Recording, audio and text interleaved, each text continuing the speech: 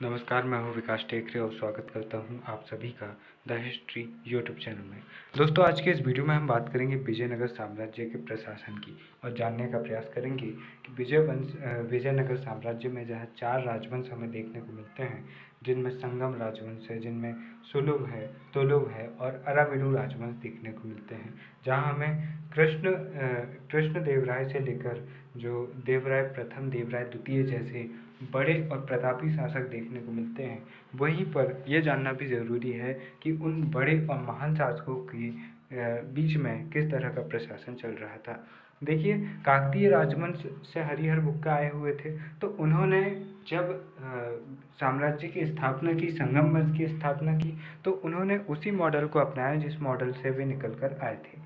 सहकारिता आधारित शासन प्रणाली यहाँ पर विद्यमान थी और शासक जो उपाधि लेते थे वह राय और समयाचार्य जैसी उपाधि लेते थे। युवराज का भी राज्याभिषेक होता था और युवराज पट्टाभिषेक कहा जाता था। मंत्री, नायक और परंपरा का अंकुश शासक पर रहता था। साथ ही साथ मंत्री परिषद में जो प्रमुख मंत्री थे, जैसे महाप्रधानी या प्रधानी, जो कि प्रधानमंत्री कहलाता था, मंत्रियों को दंड नायक की उपाधि दी जाती थी। और एक बात ध्यान रखना, राजा को राय कहा जाता था। ये प्रश्न अक्सर बनता है कि विजयनगर साम्राज्य में राय किसे कहते थे या राजा को क्या कहते थे। तो विजयनगर साम्राज्य में राजा को राय कहते थे। अब राज्य परिषद प्रांतीय अधिकारी नायक कहलाते थे और मंत्रियों की बैठक स्थल बैंकट विलास मानक कहलाती थी। और जो इनके प्रांत प्रमुख होते थे उन्हें महामंडलेश्वर भी कहा जाता था। केंद्रीय सचिवालय को राजलसम कहते थे और यहाँ 2 अधिकारी होते थे, रायसम जो कि सचिव होता था और कर्णिकम जो कि लेखपाल होता था। राजमहल की सुरक्षा से संबंधित अधिकारी कवल करच कहलाते थे। क्या कहलाते थे? कवल करच। अब देखिए, पूरे साम्राज्य को अलग अलग प्रांतों में बांटा गया था और प्रांतों के जो प्रमुख होते थे उनको रैया, मोंडल, मंडल, चावड़ी या महामंडलेश्वर जैसे शब्द उनके लिए मिलते हैं। वही राजा को राय कहा जाता था। संभाग को बलनाडु, जिला को नाडु, ग्राम समूह मेलग्राम जहाँ पर 50 ग्रामों का समूह होता था और स्थल जहाँ 20 ग्रामों का समूह होता था, वहीं ग्राम को उर भी कहते थे। हम ये भी देखते हैं कि चोल प्रशासन में जो प्रशासन की सबसे छोटी इकाई है वह भी उर है और यहाँ पर भी हमें उर प्रशासन की सबसे छोटी इकाई देखने को मिलती है। अब एच कृष्ण शास्त्री के अनुसार 6 प्रांत, जबकि बारभूषा लिखता है कि 200 से अधिक प्रांत विजयनगर साम्राज्य में थे। नायंकार व्यवस्था एवं आयंगार व्यवस्था यहाँ पर प्रचलित थी। और नायंकार व्यवस्था क्या थी, तो यहाँ पर ये भी आपको पता होना चाहिए कि भंडार जो गांव में मिलकर यहाँ पर क्या होता था, जो बड़े सैनिक होते थे या फिर जो सेनापति जैसे इनके होते थे, उनको ये क्षेत्र प्रदान करते थे और उन्हें यहाँ पर से जो नायक होते थे वहाँ पर से ये नायंकार व्यवस्था निकल कर आती है। इसको हम आगे विस्तार से और देखेंगे। देशीय भूमि भंडारवाद राज्यों के नियंत्रण में, जो भंडारवाद भूमि होती थी वह राज्य के सीधे नियंत्रण में। मान्या भूमि ब्राह्मणों, मंदिर, मठ, विद्वानों को दान दी जाती थी। अमरस भूमि 3/4 ये भूमि होती थी। यहाँ पर राजस्व अधिकारी नियुक्त होता था जिसको अमर मकरा या अमर महाली कहा जाता था। नायकों या पलाईगारों, जिनमें 2 अधिकारी केंद्र में नियुक्त होते थे नायकों के, सेनापति और स्थानिक। अब इसके बाद में देखिए कि आयंगार व्यवस्था क्या थी। तो आयंगार व्यवस्था और नायंगार व्यवस्था 2 प्रमुख व्यवस्था हमें विजयनगर साम्राज्य में देखने को मिलती है।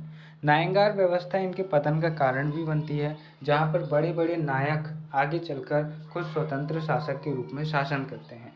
आयंगार व्यवस्था में क्या होता था, ग्रामीण प्रशासन से संबंधित व्यवस्था थी। जैसे हम देखते हैं कि ग्रामीण प्रशासन में उत्तर भारत में ज़्यादातर शासक स्थानीय स्वशासन को मजबूती देते हैं, वहीं यहाँ पर 12 अधिकारी मिलकर गांव का प्रशासन संभालते थे और उनको आयंगर कहा जाता था। ये केंद्र सरकार द्वारा नियुक्त होते थे, यानी कि केंद्रीयकरण यहाँ पर ज़्यादा था और इनका पद वंशानुगत था और ये वक्त आने पर अपने पद को बेच भी सकते थे और अगर कोई बेचना चाहे और इनके पास में धन हो तो ये उस पद को खरीद भी सकते थे। पदों की खरीद बिक्री होती थी और वेतन नगद भू राजस्व के रूप में, दोनों रूपों में यहाँ पर दिया जाता था। अगले अधिकारी रेड्डी, गौड़ा या मानियम आते हैं। तो ये गांव प्रमुख होते थे। क्या होते थे? गांव प्रमुख। गांव प्रमुखों को रेड्डी या गौड़ा कहते हैं।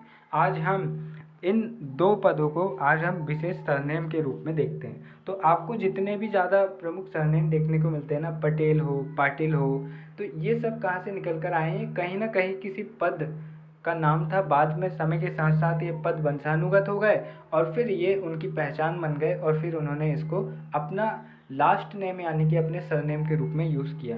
जैसे आज हम देखते हैं विजय जो देवगौड़ा, एच.डी. देवगौड़ा जो कि प्रधानमंत्री बने थे, रेड्डी सरनेम है। साउथ की मूवीज़ में ऐसे सरनेम आप सुनते होंगे। परिपत्यागर ये राजा का प्रतिनिधि था। सैन त्योबा हिसाब रखने वाला लेखाकार और निरुत्निकर ये भी एक अधिकारी था और तलैयारी पहरेदार होता था। अंतरीमार भी एक अधिकारी था और महानायकाचार्य जो कि सेना का प्रमुख होता था। अब देखिए सैन्य व्यवस्था को देखते हैं तो सैन्य विभाग कंदाचार कहलाता था और इसका प्रमुख महादंडनायक कहलाता था। अब ये कन्फ्यूज़न नहीं होनी चाहिए क्योंकि उत्तर भारत में कुछ राजवंशों में हम देखते हैं कि महादंडनायक चीफ जस्टिस को कहते थे, लेकिन यहाँ पर विजयनगर साम्राज्य में महादंडनायक किसको कह रहे हैं? सेना प्रमुख को कह रहे हैं। अब न्यायालय की बात करें तो 4 प्रकार के न्यायालय होते थे: साशस्त्रा, मुद्रिता, लिपिष्ठा और चल। ये 4 प्रकार के यहाँ पर न्यायालय होते थे। इनकी अर्थव्यवस्था की बात करें तो भू राजस्व विभाग को ये 98 कहते थे। क्या कहते थे? 98।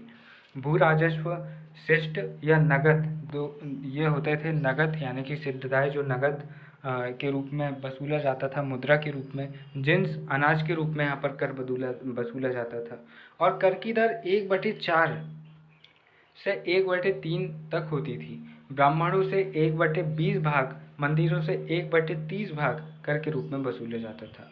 पुलिस कर को अलसूतंत्रम कहते थे। और दसमंदा तमिलनाडु और जो कट्टेगोड़गे हैं आंध्र प्रदेश और कर्नाटक क्षेत्र में, ये सिंचाई में पूंजी निवेश से प्राप्त आय, यहाँ पर इससे जो आय प्राप्त होती थी वह सिंचाई क्षेत्र से प्राप्त होती थी। अब उम्बाली गांव में विशेष सेवाओं के बदले दी गई भूमि उम्बाली कहली थी। रत्त कोटगे भी एक भूमि थी। कुट्टगी पत्ते पर ले गई भूमि थी। वारम व्यवस्था भी हम आगे चलकर देखेंगे, एक प्रकार से जमींदारी व्यवस्था। कुद्दी खेत मजदूर। और निर्यात वस्त्र, मसाले, चावल, लोहा, सोरा, हीरा आदि ये निर्यात करते थे, सूती रेशमी वस्त्र वगैरह। और आयात क्या करते थे? घोड़े, तांबा, शीशा, बहुमूल्य वस्तुएं। तो निर्यात करने में सबसे प्रमुख था मसाले, फिर वस्त्र, और आयात करने में सबसे प्रमुख था घोड़े और बहुमूल्य वस्तुएं।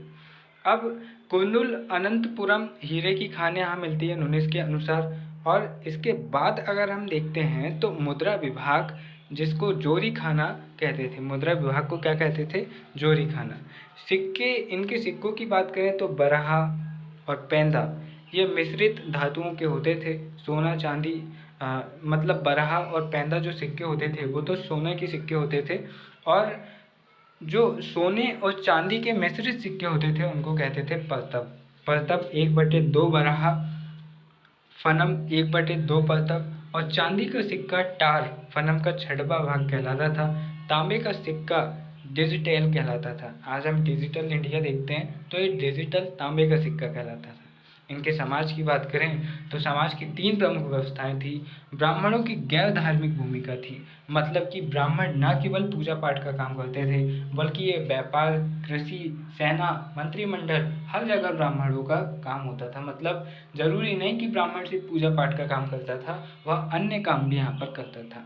जातियों का दाएं भाग कृषि और कृषि से संबंधित शिल्प से जुड़ी जातियाँ वैष्णव अनुयायी थी। और बाएं भाग में जो विभाजन हुआ, इसमें गैर कृषि से संबंधित जो शिल्प कला से जुड़ी हुई, कोई बुनकर है, कोई जुलाहा है, कोई कुछ और काम कर रहा है, तो जो शिल्प से जुड़ी हुई, सिर्फ प्रॉपर शिल्प से जुड़ी हुई जो जातियाँ थी वह शैव मत अनुयायी थी।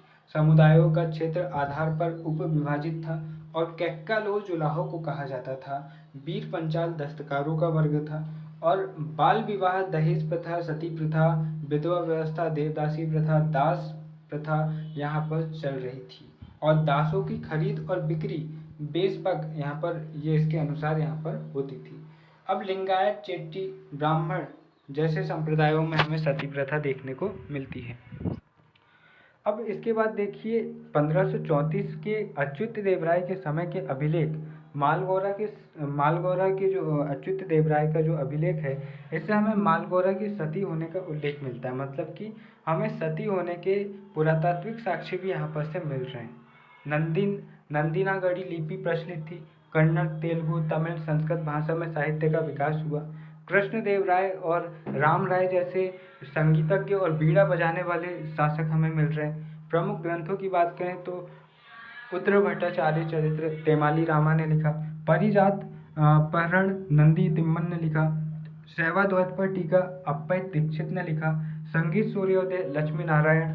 महानवमी पर राज्योत्सव मनाया जाता था, ऐसे हमें विवरण मिलते हैं। मनोरंजन के लिए शतरंज पासे का खेल खेलते थे और शतरंज इनका राजकीय खेल था।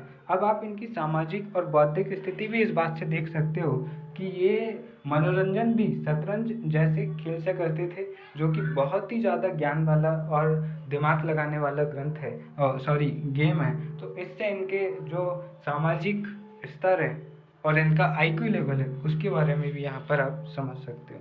अब देखो, चित्रकला की लिपाक्षी शैली प्रचलित थी। बोमलाट यानी कि छाया नाटक आयोजन मंडपों में होता था। यक्षगान, नृत्य, संगीत, गायन, उपनय की शैली यहाँ पर यक्षगान थी, ये भी होती थी।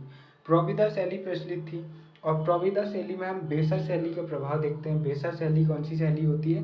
जहाँ पर नागर शैली और द्रविड़ शैली दोनों का मिश्रित रूप हमें मिलता है। विजयनगर साम्राज्य की स्थापना हिंदू पुनरुत्थानवादी आंदोलन से संबंध। प्रोविदा शैली की बात करें तो राया गोपुरम, कल्याण मंडप, अम्मन, अलंकृत स्तंभ जैसे हमें अलग अलग ग्रंथ मिलते हैं। अब ये और भी नोट्स हैं जो आपको टेलीग्राम चैनल पर मिल जाएंगे, इनकी प्रशासनिक व्यवस्था से जुड़े हुए, और इनको आप समझ सकते हैं और ज़रूर इन्हें समझना, क्योंकि इनसे अक्सर प्रश्न बनते हैं। जैसे टल्लर हुआ, बेगर हुआ, सेंट ओबे हुआ, ये तो पूरे एज इट इज़ पूछे जा चुके हैं कि भाई इनका अर्थ क्या था। और जैसे टल्लर, इसको किसको कहते थे? टल्लर कोतवाल को कहते थे। बेगार का मतलब क्या होता था कि ज़बरदस्ती किसी से काम करवाना और उसके बदले उसको कुछ न देना, ये बेगार कहलाता है। सेंट ओबे, गांव का रिकॉर्ड रखने वाला अधिकारी सेंट ओबे विजयनगर काल में कहलाता था। तो यहाँ पर और भी नोट्स हैं। समय के अभाव के कारण मैं यहाँ पर इन चीज़ों को आपको बता नहीं पा रहा हूँ, जिसके लिए मैं माफ़ी चाहता हूँ। और यहाँ पर और भी नोट्स हैं, इन्हें आप बाकायदा टेलीग्राम चैनल, जिसकी लिंक डिस्क्रिप्शन बॉक्स में है, वहाँ जाकर आप इस क्लास के नीचे जस्ट आपको टेलीग्राम में मैं क्या करता हूँ कि जैसे ये क्लास 114 है, तो क्लास 114 अपलोड होगी और इसके जस्ट नीचे इसके नोट्स होंगे। धन्यवाद। जय।